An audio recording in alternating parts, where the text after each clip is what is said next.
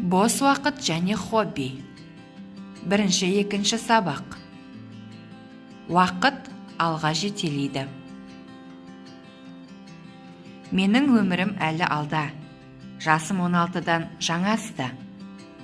Енді бірер айда 10-шы сыныпты бітіремін. Алдыма қойған мақсатым бар. Сол мақсатқа жету жолында не істеу керек болса да дайынмын.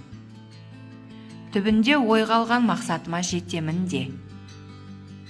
Барлығы да рет-ретімен жүзеге асуға тиісті. Сондықтан менің келешек өмірім осы бастан жоспарлаулы.